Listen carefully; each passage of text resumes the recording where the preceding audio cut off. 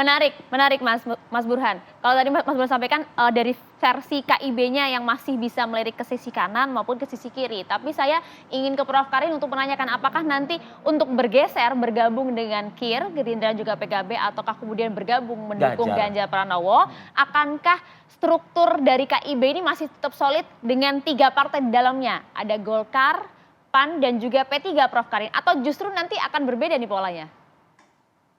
Ya, tadinya saya mengira KIB ini akan menjadi kekuatan ya, salah satu kekuatan yang ikut kontestasi, tapi ternyata dari apa yang dikatakan Pak Erlangga, ternyata KIB ini seperti konfederasi yang sangat longgar, yang sangat cair, yang sangat menghormati keputusan internal masing-masing, dan kemudian dikatakan juga di ujung nanti KIB akan membawa aspirasi masing-masing partai. Dan itu sangat terkonfirmasi ketika P3 mengambil jalan yang lain, jalan yang berbeda. Artinya bukan hanya menolak tawaran calon presiden yang ada di dalam, tapi dia jelas-jelas memilih jalan yang lain. Nah, saya melihat pergeseran itu sangat terbuka. Hanya kita melihat ada perbedaan secara psikologis apa yang dialami oleh Partai Golkar dengan P3 dan PAN. P3 dan PAN saya rasa langkahnya akan ringan-ringan saja, seringan P3 memutuskan untuk menjagokan Ganjar, mengusung Ganjar. Demikian juga PAN. Karena apa? Karena selain sayup-sayup di daerah sudah disebut-sebut calon presiden, wakil presiden di luar yang ada di koalisi, juga kedua ketua umum ini kan tidak ditugasi partainya, baik Munas, Rapim, untuk maju sebagai calon presiden.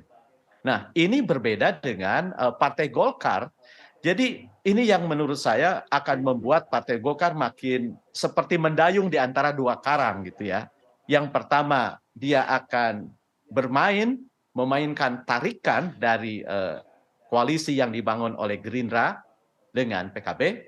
Di sisi lain juga akan mempertimbangkan tarikan yang dibangun oleh PDIP.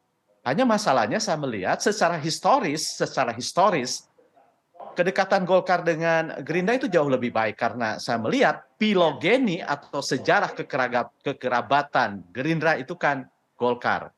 Nah, hanya yang akan menjadi kuncinya adalah bagaimana komunikasi yang dilakukan oleh Presiden Joko Widodo dalam menghela lokomotif koalisi partai pendukung pemerintah. Meskipun ini sesuatu yang baru dan agak menabrak kepala saya gitu ya. Sebab saya melihat baru kali ini Presiden terang-terangan turun di dalam kontestasi politik yang begitu vulgar ini. Dan ini juga memberikan penanda bahwa ketika petahana tidak ada lagi di 2024, tetapi bayang-bayang petahana sangat nampak, dan ini saya yakin akan sangat menjadi bahan pertimbangan bagi PAN, P3, dan Golkar. Meskipun kita tahu P3 sudah mengambil langkah, Golkar saya yakin sudah ancang-ancang dan arahnya tidak akan jauh berbeda saya lihat dengan P3, karena suara-suara di daerah juga nyaring untuk presidennya, meskipun pada level wapres berbeda. Nah, tinggal Golkar, apakah akan ke ke Gerindra, PKB, atau ke Ganjar. Nah, melihat sejarah akan ke sana, dan saya yakin peluang wapres yang akan menentukan itu, gitu ya. Tapi sepertinya di Gerindra peluang wapres itu ada, meskipun akan menjadi pasangan yang unik nantinya. Oke.